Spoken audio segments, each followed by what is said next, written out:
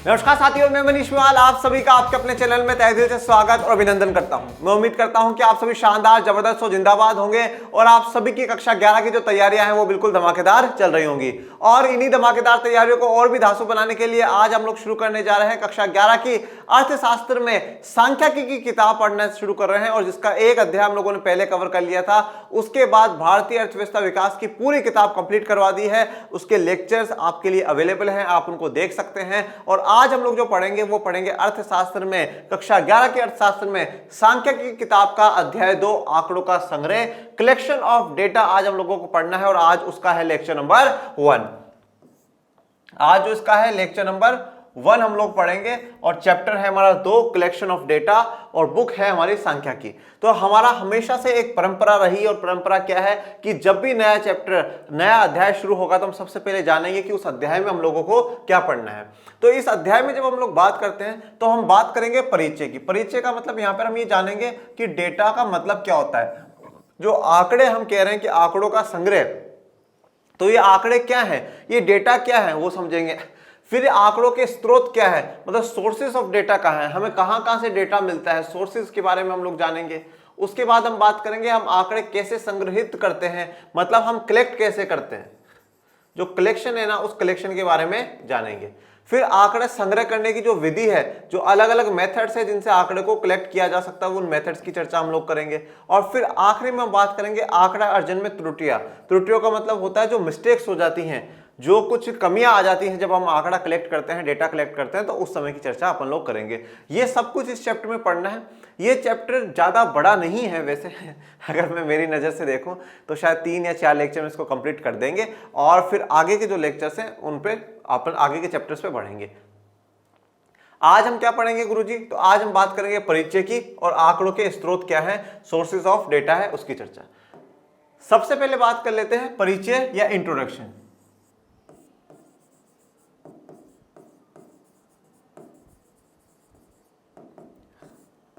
परिचय या इंट्रोडक्शन जिसको कहा जाता है। अब परिचय इंट्रोडक्शन में हम ये जानेंगे कि डेटा क्या होता है, आंकड़े जो है वो आंकड़े क्या होते हैं, उनकी चर्चा अपन लोग करेंगे। देखो बच्चों, ये जो चैप्टर है शुरुआत के सांख्यिकी के जो चैप्टर है ना, जैसे आप देखेंगे चैप्टर 1 था इंट्रोडक्शन वाला, चैप्टर 2 ये आंकड़ों का संग्रह हो गया। फिर तीसरा हम पढ़ेंगे ऑर्गेनाइजेशन ऑफ डेटा है, कि डेटा को किस प्रकार से ऑर्गेनाइज किया जाता है, ठीक है। फिर हम पढ़ेंगे प्रेजेंटेशन ऑफ डेटा, कि डेटा को किस प्रकार से प्रेजेंट किया जाता है, प्रस्तुतिकरण जो है डेटा का, आंकड़ों का, वो किस प्रकार से होता है। ये शुरुआत के 4 अध्याय। ये 4 अध्याय जो है ना कहीं ये आपको सांख्यिकी का मूल ज्ञान आपको देते हैं, जो बेसिक नॉलेज है ना वो बेसिक नॉलेज देते हैं। इंपॉर्टेंट चीजें हैं, जैसे इसमें वेरिएबल्स क्या होता है, जिन्हें हम चर कहते हैं, चर क्या होता है वो जानेंगे। आंकड़े का अर्थ क्या है, आंकड़े कैसे मिलते हैं, आंकड़ा कैसे प्रस्तुत किया जाता है। ये जो बेसिक बातें हैं ना, बेसिक चीजें इन 4 चैप्टर में आपको सिखा दी जाएंगी। पर ये 4 चैप्टर इतने बड़े नहीं हैं जिन पे अपन 5-5, 6-6, 7-7 लेक्चर्स में जाए सीधा डायरेक्टली। मेरा अनुमान ऐसा कहता है कि 3-4 लेक्चर्स में ये चैप्टर्स अपने खत्म हो जाएंगे। उसके बाद जो शुरुआत होती है चैप्टर 5 से होती है, मेजर ऑफ सेंट्रल टेंडेंसी, जिसमें आप मीन, मोड, मीडियन पढ़ते हैं, मध्यिका के बारे में पढ़ते हैं, जो आपने कक्षा 10 में पढ़ रखा है वो वाली चीजें आप वहां पढ़ते हैं। और थोड़ा सा कक्षा 10 से जो मैथ्स में पढ़ा था उससे आप हाई स्टैंडर्ड पर आकर करके यहाँ पे मीन, मोड, मीडियन के बारे में पढ़ते हैं, जो हम पढ़ेंगे बड़े विस्तार से। उसके बाद हम कोरिलेशन की बात करते हैं, इंडेक्स नंबर कोरिलेशन से संबंध हो गया, इंडेक्स नंबर सूचकांक हो गया। ये जो वाले विषय हैं, ये वाले जो चैप्टर्स हैं, इनमें अपन को थोड़ा सा समय लगेगा, क्योंकि वहां पे न्यूमेरिकल्स है। सांख्यिकी का अर्थ ही है कि जहां पे संख्या से बात हो, न्यूमेरिकल से, नंबर से जहां पर बात होती है वही सांख्यिकी आती है। क्योंकि हम कह रहे हैं सांख्यिकी मतलब वहां पे शब्द है संख्या, तो संख्या से जुड़ाव है, संख्या की बात यहां पर हो रही है। तो संख्या के जो चैप्टर्स हमें देखने को मिलेंगे ना, वो कहीं ना कहीं चैप्टर 5 से देखने को मिलेंगे, और वहीं से कहीं ना कहीं आपको कमर कसकर कर मेहनत करनी पड़ेगी, क्योंकि वहां पे न्यूमेरिकल्स बहुत ज्यादा है। न्यूमेरिकल्स को समझना, उनकी प्रैक्टिस करना, और जैसे मैथ्स के लिए कहा जाता है कि मैथ्स में बच्चा जितना प्रैक्टिस करेगा उतने ही उसके अच्छे मार्क्स आएंगे, उसी प्रकार से अगर सांख्यिकी में अध्याय 5 से आप जितनी प्रैक्टिस करेंगे बच्चों, उतने ही आपके बेहतर मार्क्स बनेंगे, ये मेरा विश्वास है। तो इसलिए अब भी जो चैप्टर्स हैं इनको आप एक ओवरव्यू की तरह देख सकते हैं। ज्यादा डीप में, डिटेल में अपन ना तो जाएंगे और ना भी अपन को पढ़ना है। ये आप अगर फर्स्ट ईयर, सेकेंड ईयर में आप लोगों के कॉलेजेस में स्टेट्स चलती है, सांख्यिकी चलती है, तो वहाँ पढ़िएगा, पर अभी इतना डीप में नहीं है, तो अपन ज़्यादा डीप में नहीं जाएंगे। जो बेसिक बातें किताब में लिख रखी है, एनसीईआरटी किताब में लिख रखी है, वो कवर करेंगे, चैप्टर को जल्द से जल्द खत्म करेंगे, और फिर उसके बाद अपन जो न्यूमेरिकल्स वाले हैं उन न्यूमेरिकल वालों को कवर करेंगे। तो चलिए इंट्रोडक्शन की शुरुआत करते हैं। पिछले अध्याय में आपको अर्थशास्त्र की विषय वस्तु की जानकारी मिली। तो जब हमने फर्स्ट जो चैप्टर है वो जब पढ़ लिया था तो उसमें हमने ये जाना कि अर्थशास्त्र क्या होता है, इकोनॉमिक्स जो है वो क्या होती है, इकोनॉमिक्स क्या होती है। तो इकोनॉमिक्स में एक बार आपको और याद दिला देता हूं अगर कोई बच्चे भूल गए हो। इकोनॉमिक्स या अर्थशास्त्र की जब हम बात करते हैं तो अर्थ का वैसे जो मतलब होता है वो धन होता है बेटा, ठीक है। तो धन की जो स्टडी है, स्टडी ऑफ वेल्थ जो होती है उसको अर्थशास्त्र कहा जाता है। दूसरी बात क्या है कि हमारे पास, हर व्यक्ति के पास क्या है कि जो रिसोर्सेज है, जो संसाधन है, जो रिसोर्सेज है, जो संसाधन है वो क्या है, कम है। और जो हमारी इच्छाएं हैं, ठीक है, जो हमारी नीड्स हैं, जरूरतें हैं, वो अनलिमिटेड है, मतलब वो बहुत सारी है। संसाधन रिसोर्सेज हमारे पास कम है, मतलब जिन चीजों से हम हमारी आवश्यकताओं को, जरूरतों को पूरा कर सकते हैं वो कम है। और हमारी इच्छाएं जो है, हमारे वांट्स है ना, वो अनगिनत है, अनलिमिटेड है। अब क्या होता है कि जब हमारी वांट्स और नीड्स जो है वो अनलिमिटेड है, हद से ज्यादा है, और रिसोर्सेज हमारे पास कम है, तो हम लोग क्या करते हैं, हम उन रिसोर्सेज में अपनी इच्छाओं को पूरा करने की कोशिश करते हैं। इसलिए हमें क्या है, इच्छाओं को कम करना पड़ता है और इच्छाओं को क्रम देना पड़ता है कि भाई मेरे पास इतना बचा तो मैं ये काम करूंगा, फिर ये काम करूंगा, फिर ये काम करूंगा। तो हम क्या करते हैं, एक जो बेस्ट यूज होता है रिसोर्सेज का वह बेस्ट यूज करते हैं। और उसके लिए हम क्या करते हैं, चयन करते हैं। हम चयन करते हैं, हम चूज करते हैं कि साहब ये वाली जो चीज है ये वाली ले लेते हैं क्योंकि हमारे पास संसाधन अभी कम है। संसाधन के रूप में कुछ भी हो सकता है, पैसे को भी मान सकते हो, किसी भी चीज को मान सकते हो। तो चयन करना होता है। तो जो चयन की समस्या है, इस चयन की समस्या के कारण ही कहीं ना कहीं हमें अर्थशास्त्र, इकोनॉमिक्स पढ़नी होती है। तो आपने अर्थशास्त्र की जो विषय वस्तु है उसकी जानकारी आप लोगों ने ले ली है। कक्षा 9 से आपके अर्थशास्त्र, इकोनॉमिक्स चलता हुआ आ रहा है। कक्षा 9 में भी आपने इकोनॉमिक्स के बारे में पढ़ा है, 10 में भी पढ़ा है, और 11th में आपने जब इकोनॉमिक्स विषय लिया है तो बड़ा ही ज़्यादा विस्तार से पढ़ने की इसकी आवश्यकता होती है। और अर्थशास्त्र की आगे जाकर के जब आप कक्षा 12 में जाएंगे तो इसकी दो जो ब्रांचेज हैं, जो दो हम कह सकते हैं जो इसके भाग हैं, व्यष्टि अर्थशास्त्र और समष्टि अर्थशास्त्र। इन व्यष्टि और समष्टि अर्थशास्त्र की दोनों की किताबें हैं। उन व्यष्टि अर्थशास्त्र और समष्टि अर्थशास्त्र की दोनों किताबों को बड़ा विस्तार से विस्तृत में पढ़ेंगे और दोनों ही किताबें शानदार, जबरदस्त और जिंदाबाद है। और मैं ये चीज कहता हूं कि जैसे इकोनॉमिक्स में टीचर की आवश्यकता कहाँ होती है, कक्षा 11 में मैं देखता हूं तो ज्यादा इतनी आवश्यकता नहीं है। कक्षा 11 में जैसे भारतीय अर्थव्यवस्था के विकास वाली किताब है तो एक हिस्ट्री की तरह है, हिस्ट्री की तरह से चल रही है कि हाँ ये हुआ, फिर ये हुआ, फिर ये हुआ। तो काफी मतलब उसमें से कुछ ऐसा है कि 10-20% पोर्शन होता है जहाँ पे इकोनॉमिक्स के टीचर की जरूरत होती है, बाकी बच्चा जनरली खुद भी समझ लेता है, मेरा ऐसा मानना है। सांख्यिकी की किताब में भी थोड़े से न्यूमेरिकल्स आ जाते हैं तो थोड़ी दिक्कत आती है बच्चों को, तो नहीं आती। पर व्यष्टि और समष्टि अर्थशास्त्र समझने के लिए तो आपको एक अच्छे शिक्षक की जरूरत होती है, एक अच्छे गुरु की जरूरत होती है, क्योंकि नहीं तो ये दोनों किताबें आसानी से समझ में नहीं आती। तो उसका हाई लेवल है, स्टैंडर्ड हाई है, और पर इनको समझने के बाद आप काफी कुछ इकोनॉमिक्स में समझ जाते हैं, जो कि आप कक्षा 12 में समझेंगे। इसके साथ ही आपने अर्थशास्त्र में सांख्यिकी की भूमिका एवं महत्व को भी के बारे में पढ़ा था।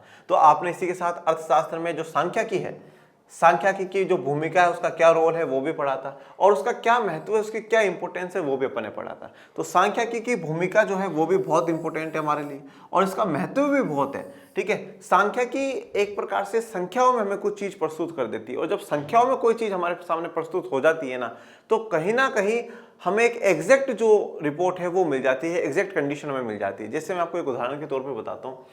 मैं इंग्लिश मीडियम सीबीएसई स्कूल से पढ़ा हुआ हूँ, और पहले उस समय क्या था कि ग्रेडिंग सिस्टम चला करता था। तो ग्रेडिंग सिस्टम में ये था, जैसे मान लीजिए मुझे A1 या A+ ग्रेड मिली है, इसका मतलब कि 91 से 100 के बीच में मेरे मार्क्स है। A2 या A ग्रेड मिली है तो इसका मतलब है 81 से 90 के बीच में मार्क्स है। B1 मिला है, इसका मतलब है 71 से 80 के बीच में मार्क्स है, और B2 का मतलब है 61 to 70 के बीच में मार्क्स, ऐसा है। अब जैसे मान लो कि मुझे A1 मिल गई, अब A1 का मतलब ये है कि मेरे अगर 100 भी होंगे तो भी A1 होगी, 91 होंगे तो भी A1 होगी, 95 होंगे तो भी A1 होगी। अब किसी बच्चे के मान लो 100 आए और किसी के 91 आए, दोनों एक ही स्तर पे खड़े, A1 पे ला करके खड़ा कर दिया। तो अब जब ग्रेड दी जा रही है ना, तो एग्जैक्ट जो कंडीशन है ना, वो एग्जैक्ट कंडीशन सामने नहीं आ रही, पर वही संख्या में मेंशन लिखा जाए कि हाँ साहब इस बच्चे के 100 में से 90 है, इस बच्चे के 100 में से 99 है, तो हाँ भैया ये वाला जो बच्चा है ये टॉप रैंक पे। तो संख्याओं से हमें क्या है, एक सही जो कंडीशन है वो सही कंडीशन पता चलती है। तो सांख्यिकी का भूमिका भी बहुत इंपॉर्टेंट है, महत्व भी है उसका, और जो कि आगे आगे आप जानते जाएंगे और आप पिछले चैप्टर में पढ़ चुके हैं। इस अध्याय में आप आंकड़ों के स्रोतों एवं आंकड़ा संग्रह की विधि के बारे में अध्ययन करेंगे। अब ये वाला जो अध्याय देखो, लास्ट सबसे पहले मैंने आपको क्या बताया, लास्ट अध्याय में हमने क्या पढ़ा, अर्थशास्त्र की विषय वस्तु के बारे में पढ़ा, सांख्यिकी की भूमिका क्या होती है, उसका महत्व क्या है अर्थशास्त्र में, इकोनॉमिक्स में, वो पढ़ा। अब इस चैप्टर में हमें क्या पढ़ना है, इस चैप्टर में हमें पढ़ना आंकड़ों के स्रोत, सोर्सेज ऑफ डेटा। जो डेटा हमें मिलता है, सोर्सेस ऑफ डेटा, आंकड़े जो हमें मिलते हैं, ये आंकड़े मिलते कैसे, इनके कहां से मिलेंगे, सोर्स क्या है, ठीक है ना। जैसे बहुत सी बार बच्चे कहते हैं सर मुझे नोट्स चाहिए, नोट्स कहां से मिलेंगे, नोट्स का सोर्स बताओ सर, एप्लीकेशन से मिलेंगे, टेलीग्राम चैनल पे मिलेंगे, और कहीं से मिलता है, मुझे बता दो सर, सोर्स बता दो कहां से मिलेंगे। तो सोर्स होता है किसी चीज का सोर्स होता है। तो उसी प्रकार से कोई भी डेटा अगर हमें मिलता है, कोई भी आंकड़े मिलते हैं, तो उनका सोर्स कहां से मिलेंगे वो जानेंगे। और इन सबसे पहले तो ये जानना जरूरी है कि डेटा होता क्या है, आंकड़े होते क्या है, वो भी जानेंगे चैप्टर। और उसके बाद जब सोर्सेज पता चल गया कि हमें यहां से डेटा मिल सकता है, तो फिर हम डेटा को संग्रह करने की, जो कि हमारा चैप्टर का मेन नाम है, कलेक्शन ऑफ डेटा जो है, इसकी विधि पढ़ेंगे। विधि का मतलब यहां पे कानून नहीं है, विधि का मतलब है यहां पे जो तरीके हैं, कलेक्शन ऑफ डेटा के तरीके पढ़ेंगे कि कौन कौन से तरीके से हम डेटा को कलेक्ट कर सकते हैं, कौन कौन से तरीकों से हम आंकड़ों का संग्रह कर सकते हैं, ये तरीके अपन लोग जानेंगे। आंकड़ों के संग्रह का उद्देश्य किसी समस्या के स्पष्ट एवं ठोस समाधान के लिए साक्ष्य को दर्शाना है। आंकड़ों के संग्रह का उद्देश्य देखो, वेरी इंपॉर्टेंट। अब अगर आपसे पूछ लिया जाए कि हमें आंकड़ों का संग्रह करने के पीछे क्या उद्देश्य है, क्यों हम आंकड़ों को इकट्ठा करते हैं, संग्रह का मतलब क्या होता है, इकट्ठा करना। देखो आंकड़ा भी मैं आपको एक बार बता देता हूं, डेटा क्या होता है। डेटा होता है बेटा किसी भी एक चीज पे अलग अलग लोगों के विचार हो गया, कुछ अलग अलग बात हो गई, उन चीजों को हम जब एक जगह ले आते हैं तो वो डेटा होता है। डेटा एक हमें स्पष्ट रिपोर्ट, एक स्पष्ट चीज सामने रख देता है। तो आंकड़ों का संग्रह, हमें डेटा को कलेक्ट करने का उद्देश्य क्या है, क्यों हम डेटा को कलेक्ट करें। जैसे आपको एक उदाहरण के तौर पे मैं बताऊं, जैसे आपने देखा होगा कि बहुत सी बार जो है न्यूज वाले चुनाव से पहले, आप अब की बार किसकी सरकार बनती दिख रही, जल्दी बताइए इस बार किसकी, तो इस बार लग रहा है कि ये 60% एक्स पार्टी है, इसकी सरकार बनती हुई नजर आ रही है, 40% लग रहा है इस वाई पार्टी की सरकार बनती हुई नजर आ रही है। तो ये क्या था, लोगों के बीच में जाकर करके इस बात पे डेटा कलेक्ट करा गया कि सरकार किसकी बन सकती है, ठीक है, किसकी सरकार बन सकती है। या जैसे फॉर एग्जांपल आपकी बुक में एग्जांपल दे रखा है कि आपकी क्लास में कि भाई सबका जो फिल्म सितारा है, सबसे पॉपुलर किसका है, फेवरेट कौन कौन किसका है, इसने बोला मेरा वो है, मेरा वो है, मेरा, आपने डेटा कलेक्ट करा, सब ये फिल्म सितारे को क्लास में 10 लोग पसंद करते हैं, इसको 8 पसंद करते हैं, इसको 6 पसंद करते हैं, इसको 1 पसंद करते हैं, इस प्रकार से। तो ये क्या हो गया, डेटा कलेक्ट कर लिया कि हाँ साहब हमारी क्लास में इतने इतने बच्चे हैं। ऐसे आप स्पोर्ट्स का कर सकते हैं कि हमारी क्लास में कितने बच्चे हैं, कौन सा स्पोर्ट, कौन सा खेल उनको पसंद है। तो हम आंकड़ों का ये जो संग्रह कर रहे हैं, जो इकट्ठा कर रहे हैं, कलेक्ट कर रहे हैं, इसके पीछे उद्देश्य क्या है, किसी समस्या के स्पष्ट एवं ठोस समाधान के लिए साक्ष्य को दर्शाना। मतलब कोई भी समस्या है ना, तो उसका स्पष्ट और ठोस समाधान अगर हमें करना है तो उसके लिए क्या है, साक्ष्य को दर्शाना, मतलब एक प्रकार से एक प्रूफ देना कि हाँ साहब ये है, तो हमारे पास ठोस समाधान मिल जाएगा। अब आपको मैं उदाहरण के तौर पे बताता हूं। जैसे आप सभी ने भारतीय अर्थव्यवस्था विकास वाली किताब में पॉवर्टी का चैप्टर पढ़ा है। पॉवर्टी का चैप्टर 2023-24 के हिसाब से काट दिया गया है, निर्धनता वाला चैप्टर हटा दिया गया है, पर मैंने पूरा करा रखा, कोई बच्चा पढ़ना चाहे तो पढ़ सकता है। निर्धनता वाला चैप्टर है। अब निर्धनता में क्या है, हम कहें कि हमारे देश में बहुत गरीब है, कितने गरीब है नहीं पता, बहुत गरीब है, कितने गरीब है नहीं पता। पर अब वही एक सर्वे हो जाए कि हाँ साहब इतने गरीब है, पता चला कि भाई हर 100 में से 20 लोग ऐसे हैं जो गरीब है, तो पता चल गया हाँ भाई 100 में से 20 लोग गरीब, अरे बहुत ज्यादा है ये तो। अब इनके लिए क्या समस्या पता चल गई ना, समस्या क्या है, अब उसका समाधान करने के लिए सरकार क्या करेगी, भाई जो इन 20 में से ना 5 लोग इसलिए गरीब है क्योंकि उनके पास रोजगार नहीं है, तो रोजगार की योजनाएं चलाओ। ये 5 लोग धन कमाते पर इतना नहीं कमाते कि इनकी मूलभूत आवश्यकताएं पूरी हो जाए, तो इनके लिए मूलभूत आवश्यकताओं का काम करो। ये बाकी जो पूरे 20 के 20 गरीब है, ये इसलिए भी गरीब है क्योंकि उनमें शिक्षा का अभाव है, शिक्षा के लिए कुछ काम करो। तो सरकार ने समस्या की जो जड़ है ना, समस्या की जड़ पकड़ ली है, अब उसका समाधान करना आसान हो जाएगा। एक और जैसे मैं आपको उदाहरण देता हूं, जब हम कभी डॉक्टर के पास जाते हैं, हम कहते हैं डॉक्टर साहब मेरे पेट में दर्द हो रहा है, मेरे पेट में दर्द हो रहा है, तो पहले तो डॉक्टर ऐसे चेक करता है। अगर वही डॉक्टर को समझ में आ जाता है कि हाँ साहब परेशानी है, उसको समझ में आ गई, और नहीं समझ में आती तो क्या बोलेगा, जाओ बेटा मैं एक सोनोग्राफी लिख रहा हूँ, वो सोनोग्राफी करा करके आओ। सोनोग्राफी एक प्रकार से क्या है कि एक ठोस आपको प्रूफ मिल जाएगा, एक साक्ष्य मिल जाएगा कि हाँ भाई ये परेशानी। हाँ सोनोग्राफ देखो बेटा, ये जो आपके पेट में दर्द होता है ना, ये खाना सही नहीं खाते उसके कारण होता है, ये स्टोन हो गया इसके कारण होता है। कोई परेशानी नहीं बेटा, गैस की समस्या है, आप घुमा फिरा करो और मैं एक दो दवाई दिख रहा हूँ, ठीक। मतलब अब समस्या जो एग्जैक्ट जो समस्या है, एग्जैक्ट समस्या पता चल गई, तो अब डॉक्टर भी उसका क्या कर देगा, एग्जैक्ट समाधान कर देगा।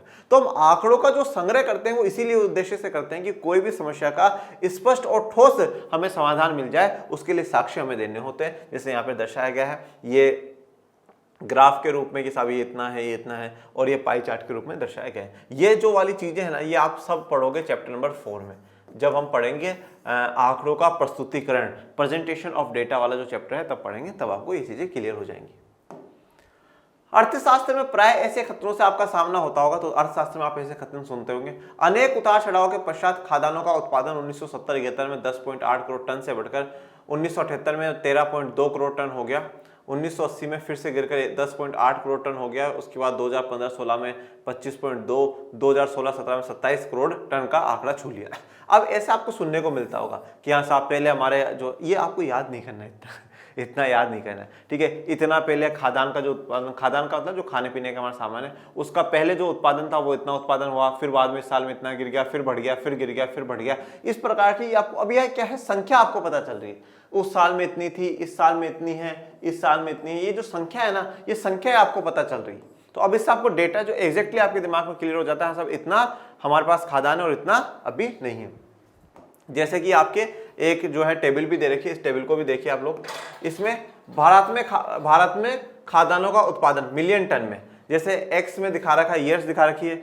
1970-71 में 108 मिलियन टन है, फिर 78-79 में 132 मिलियन टन है, फिर 1991 में 176 टन है, 97-98 में 194 टन है, 2001-2002 में 212 टन है, 2015-16 में 252 और 2016-17 में 272 टन। मतलब लगातार क्या हो रहा है, खाद्यान्न का जो उत्पादन है वो लगातार बढ़ता ही जा रहा है, खाद्यान्न का उत्पादन बढ़ता ही जा रहा है। अब इससे जब हमारे सामने एक बार एग्जैक्ट डेटा आ गया कि भाई पहले इतना उत्पादन, फिर इतना उत्पादन, अब आज हम ये कह सकते हैं कि हाँ भैया, लगातार हर वर्ष में जब भी हमने खाद्यान्न की काउंटिंग करी है तो हमारा जो है उत्पादन बढ़ावा ही मिला है, हमारी जो प्रोडक्शन है वो बढ़ावा ही मिला है। अब ऐसा बोल दे हाँ यार 1970-71 में उत्पादन हुआ था यार, उसके बाद 79-80 में भी हुआ था यार, अब कितना हुआ था ये नहीं पता, फिर हम श्योरिटी के साथ नहीं कह सकते कि भैया कितना बढ़ा कितना घटा। पर जब संख्या में कोई चीज हमें मिल जाती है तो फिर हम कंपेयर करके बता सकते हैं कि भैया बढ़ोतरी हुई है या कमी आई। आप इस कथन में ये देख सकते हैं कि विभिन्न वर्षों में खाद्यान्नों का उत्पादन एक समान नहीं रहा है, ये फसल दर फसल तथा वर्ष दर वर्ष बदलता रहा है। अब अगर आप इस टेबल को देखोगे तो यहाँ पे चेंजेस हुए ना, यहाँ पे बढ़ता गया है। ऐसा तो है नहीं पहले इस साल में 108 हुआ था तो फिर सारे में 108 ही होता जा रहा है, बढ़ रहा हो चाहे घट रहा हो, चेंजेस तो हो रहे हैं ना, अपने उसमें तो बढ़ ही रहा है। तो खाद्यान्नों का उत्पादन एक समान नहीं है बेटा, एक जैसा खाद्यान्नों का उत्पादन नहीं है, फसल दर फसल और साल दर साल वो बदलता जा रहा है। चूंकि ये मूल्य परिवर्तनशील होते हैं, ये मूल्य हैं जो परिवर्तनशील होते हैं, अतः इन्हें क्या कहा जाता है, चर कहा जाता है। चर का मतलब क्या होता है, वेरिएबल्स। चर को क्या कहा जाएगा, वेरिएबल्स कहा जाएगा। तो ऐसे मूल्य जो परिवर्तनशील हो उन्हें क्या कहते हैं, हम लोग चर या वेरिएबल्स कहते हैं। इन चरों को x, y, z आदि अक्षरों द्वारा प्रदर्शित किया जाता है। प्रत्येक चर का मूल्य प्रेक्षण कहलाता है। देखो अब हम इनको क्या है, जो चर होते हैं उनको x, y, z ऐसे जो नाम है a से लेकर के z तक किसी भी नाम से हम दिखा देते हैं। जैसे आप इसमें टेबल में देखिए, ये वाला x से दिखाया, ये भी ईयर भी चेंजेस हो रहे हैं और इधर ये भी चेंज हो रहा है, तो x से और इधर y से, इनसे अपन ने इसको दर्शाया है। फिर उसके बाद इसने क्या बोला, प्रत्येक चर का जो मूल्य होगा, प्रत्येक चर की जो वैल्यू होगी उसको क्या कहा जाएगा, प्रेक्षण कहा जाएगा। प्रेक्षण का मतलब क्या, ऑब्जर्वेशन बेटा, ऑब्जर्वेशन है। जैसे अब आपको यहां पे आइए, तो अब इसकी वैल्यू 108 है तो ये क्या हो जाएगा, प्रेक्षण हो जाएगा। ऑब्जर्व कराना कि हाँ साहब इस साल में इतना, इस साल में इतना, इस साल में इतना, ये ऑब्जर्व या प्रेक्षण कहलाए जाएंगे। तो ये आप देख सकते हैं, ये ऊपर चढ़ रहा है, ये इसको भी हाथ पकड़ के ऊपर ला रहा है। उदाहरण के लिए भारत में खाद्यान्न उत्पादन 1970-71 में 108 मिलियन टन से लेकर वर्ष 2016-17 में 272 मिलियन टन के बीच रहा, जैसा कि सारणी में दिखाया गया है। तो आप देख सकते हैं 1970-71 में जब भारत का जो खाद्यान्न उत्पादन है वो 108 मिलियन टन है और 2016-17 में 272 मिलियन टन हो गया है, जैसा कि सारणी में टेबल में दिखाया गया है। यहां पर वर्षों को चर x के द्वारा और भारत में खाद्यान्न के उत्पादनों को मिलियन टनों में चर y के द्वारा प्रस्तुत किया गया है। तो यहां पर जो वर्ष दिखाए गए हैं वो चर x से दिखाए गए हैं और जो उत्पादन है उसको चर y के द्वारा दर्शाया गया है, variable x and variable y से दिखाया गया है। जैसे कि ये टेबल में है, ये अपना x आ जाएगा और ये अपना y आ जाएगा, ये ईयर वाला है और ये अपना जो प्रोडक्शन हुआ है, उत्पादन जो हुआ है खाद्यान्न का वो है। ये 108 क्या है, 108 मिलियन टन है, 108 मिलियन टन है बेटा। ओके, यहां पर चर x तथा y के मूल्य आंकड़े हैं जिनके द्वारा हम भारत में खाद्यान्नों के उत्पादन के बारे में जानकारी प्राप्त कर सकते हैं। तो x और y के जो मूल्य हैं ये क्या है, हमारे लिए आंकड़े हैं, डेटा है कि इस साल में इतना उत्पादन, इस साल में इतना उत्पादन, इस साल में इतना उत्पादन, इस साल में इतना उत्पादन। तो इससे हम भारत में जो खाद्यान्नों के उत्पादन है उनकी जानकारी प्राप्त कर सकते हैं कि कौन से साल में कितना खाद्यान्न का उत्पादन हुआ है और क्या हमारे खाद्यान्नों के उत्पादन में बढ़ोतरी हो रही है या गिरावट हो रही है या स्थिरता बनी हुई है, वो हम लोग जान सकते हैं। खाद्यान्नों के उत्पादन में उतार चढ़ाव की प्रवृत्ति को जानने के लिए हमें विभिन्न वर्षों के लिए भारत में खाद्यान्न उत्पादनों के आंकड़ों की आवश्यकता पड़ती है। अब खाद्यान्नों का जो उत्पादन है उसमें उतार चढ़ाव की जो प्रवृत्ति है, प्रवृत्ति का मतलब क्या होता है, ट्रेंड, कि ट्रेंड क्या चल रहा है, ठीक है ना। ट्रेंड तो आप लोग जानते हो कि हाँ भैया अभी जो है यूट्यूब पे इस चीज का ट्रेंड काफी चल रहा है, ये वाला वीडियो काफी ट्रेंड में चल रहा है, इस प्रकार से। तो खाद्यान्न का जो उत्पादन है उसमें उतार चढ़ाव में क्या ट्रेंड चल रहा है, बढ़ता ही जा रहा है, गिरता जा रहा है, वो ट्रेंड को जानने के लिए हमें अलग अलग वर्षों में खाद्यान्न उत्पादन का जो आंकड़ा है उसकी आवश्यकता की जरूरत पड़ती है कि वो हमारे पास आंकड़े हों तभी हम लोग तुलना कर पाएंगे। जैसे आज कोई मुझे बोले कि हाँ साहब सर ये आपका स्टूडेंट है, अब इस स्टूडेंट के परफॉर्मेंस में सुधार हुआ है या नहीं हुआ है तो मैं कैसे पता लगाऊंगा। तो सबसे पहले तो मैं क्या करूंगा, उस बच्चे से पूछूंगा बेटा जब तू 10th में एग्जाम देकर के आया था तेरे कितने परसेंटेज थी, फिर जब तू 11th में यहाँ पर आया तो 11th के बाद तूने स्कूल में 2 टेस्ट दे दिए, हाफ ईयरली दे दिए, कितने मार्क्स आए, इतने इतने आए। तो अब मुझे पता चला कि यार पहले की तुलना में इसके मार्क्स में बढ़ोतरी होती गई है, मतलब परफॉर्मेंस सुधरा ही है, और गिरावट होती गई इसका मतलब खराब हुआ परफॉर्मेंस। तो हमें संख्या जब मिल जाती है मेरे पास डियर स्टूडेंट्स, तब हमारे पास काफी हद तक काफी चीजें क्लियर हो जाती हैं। तो भारत में खाद्यान्न उत्पादनों के लिए भी हमें आंकड़ों की आवश्यकता होगी। आंकड़ा एक ऐसा साधन है, अभी आपके लिए डेटा की एक डेफिनेशन हो जाएगी। आंकड़ा एक ऐसा साधन है जो सूचनाएं प्रदान कर समस्या को समझने में सहायक होता है। तो एक इस प्रकार का साधन है, ठीक है। साधन का मतलब क्या होता है, एक प्रकार से मीडियम है बेटा हमारे लिए, ठीक है। जैसे आज कोई मुझे बोले कि आप घर से यहां तक कैसे आते हो, स्टूडियो तक कैसे आते हो, मैं कहूंगा मोटरसाइकिल से आता हूं, मोटरसाइकिल मेरा साधन है मुझे यहां से यहां तक पहुंचाने के लिए। तो आंकड़े भी क्या है, एक हमारे लिए साधन है, एक मीडियम है जो हमें समस्या को समझने में बड़ा सहायक है, हमारे लिए बड़े हेल्पफुल है। मतलब एक प्रकार से समस्या के समाधान तक पहुंचने में आंकड़े हमारे लिए साधन के रूप में काम कर रहे हैं, मीडियम के रूप में काम कर रहे हैं। डेटा हमें पता चलेगा कि वो बढ़ता जा रहा है, इंक्रीज हो रहा है या डिक्रीज हो रहा है। हम आंकड़े बड़े जरूरी होते हैं और इन्हीं आंकड़ों के स्रोतों की चर्चा हम इसमें करेंगे। संग्रह कैसे करते हैं, उनकी विधियां क्या होती हैं, वो सब हम ही इसी चैप्टर में पढ़ेंगे। अब आप जानना चाहते होंगे कि आंकड़े कहां से आते हैं और हम इन्हें कैसे संग्रहित करते हैं। तो अब आपके मन में बड़ी उत्सुकता होगी कि सर ये आंकड़े आते हैं तो कहां से आते हैं, जैसे कि लोग कहां से आते हैं वैसे आंकड़े कहां से आते हैं सर, ये हम जानना चाहते हैं। और इन्हें संग्रह करने की, इनको कलेक्ट करने की जो तरीके हैं सर वो कौन से हैं, वो आप हमें बता दीजिए। बिल्कुल बताएंगे बच्चों, बिल्कुल बताएंगे। निम्नलिखित अनुभाग में हम आंकड़ों के प्रकार, आंकड़ों को संग्रहित करने की विधि तथा साधनों तथा आंकड़ों के स्रोतों की चर्चा करेंगे। अब निम्नलिखित अनुभाग मतलब इस जो पूरा अध्याय हम पढ़ेंगे इसमें हम आंकड़ों के प्रकारों की बात करेंगे कि आंकड़े कितने प्रकार के होते हैं, टाइप्स ऑफ जो डेटा है वो हम चर्चा करेंगे। उसके बाद हम बात करेंगे आंकड़ों को संग्रहित करने की विधि। तो हम क्या लिख सकते हैं, methods to collect data, data को कलेक्ट करने के क्या क्या मेथड, क्या क्या तरीके हो सकते हैं, तथा साधन और आंकड़ों के स्रोत जिसको हम कहते हैं सोर्सेज ऑफ डेटा, कि ये जो डेटा हमें मिल रहा है उसका क्या क्या सोर्सेज होगा। तो आज जो हम कवर करेंगे, ठीक है, हमने परिचय कवर कर लिया है। अब जो दूसरा हमारा टॉपिक वो है, वो क्या सोर्सेज ऑफ डेटा है, कि डेटा का क्या सोर्स है, कहां से वो मिले। चलिए तो शुरू करते हैं। अब हमारा जो नेक्स्ट टॉपिक है, आंकड़ों के स्रोत क्या है या सोर्सेज ऑफ डेटा जो है वो क्या होते हैं। सांख्यिकी आंकड़े 2 स्रोतों से प्राप्त किए जा सकते हैं। अब जो सांख्यिकी आंकड़ा होता है उसको हम 2 स्रोतों से, 2 तरीकों से प्राप्त कर सकते हैं। अब वो 2 तरीके कौन कौन से, आइए देखिए। गणनाकार गणनाकार कौन होता है? वह व्यक्ति जो आंकड़ा संग्रह करता है। तो ध्यान रखिएगा, गणनाकार, देखो गणना का मतलब क्या होता है? काउंटिंग, गिनती करना, गिनती होना, जैसे 1 2 3 4 5 6। और जो गिनती करता है, जो काउंटिंग करता है, उसको क्या कहा जाता है? गणनाकार कहा जाता है। ठीक है, क्या कहा जाएगा? गणनाकार। गणना करने वाले को क्या कहा जाएगा? गणनाकार कहा जाएगा। जैसे आप लोगों ने देखा होगा कि जनगणना होती है, जनगणना 2011 में हुई थी, उसके बाद 2021 में होनी चाहिए थी, परंतु कोरोना के कारण नहीं हो पाई। तो 2024-25 तक उम्मीद है कि 24 में हो जाएगी, ऐसा कहा जाता है। ठीक है, पर अभी 21 में नहीं हो पाई है। तो आपने देखा होगा कि जनगणना करने आते हैं लोग, ठीक है, तो वो सरकारी लोग होते हैं, वो आते हैं, हाँ जी कितने लोग हैं घर में, क्या क्या शिक्षा ले रखी है, कितनी इनकम आती है, घर में क्या क्या सुविधा है, इस प्रकार से। तो अब वो गणनाकार हैं, वो गणना करने वाले हैं, वो काउंटिंग करने वाले हैं, तो उनको क्या कहेंगे? गणनाकार कहेंगे।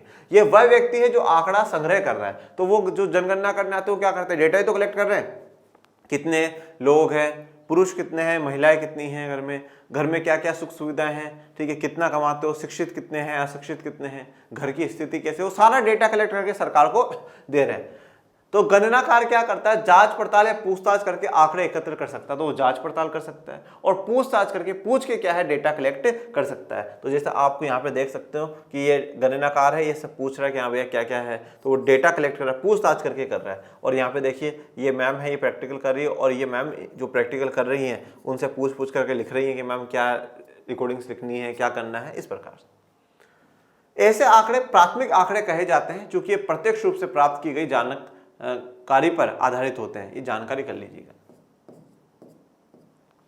अब इनको हम लोग क्या कहते हैं? प्राथमिक आंकड़े कहते हैं। ऐसे आंकड़ों को प्राइमरी डेटा या प्राथमिक आंकड़े कहा जाएगा। प्राइमरी डेटा या प्राथमिक आंकड़ों का मतलब क्या होता है बेटा? ये प्रत्यक्ष रूप से डायरेक्टली क्या है? जानकारी पर आधारित होता है। हमने डायरेक्ट जिससे जानकारी लेनी चाहिए थी उससे जानकारी ली है। ऐसे आंकड़ों को प्राथमिक आंकड़े या प्राइमरी डेटा कहा जाएगा। अभी हम द्वितीयक आंकड़े भी पढ़ेंगे, सेकेंडरी जो डेटा है वो भी पढ़ेंगे। सेकेंडरी डेटा पढ़ने के बाद आपको प्राइमरी डेटा एक बार और अच्छे से क्लियर हो जाएगा। मतलब जब हम डायरेक्टली जनता के बीच में जाकर के, जिनसे हमें डेटा चाहिए उनसे खुद कलेक्ट करते हैं, तो उसको क्या कहा जाता है? प्राइमरी डेटा कहा जाता है।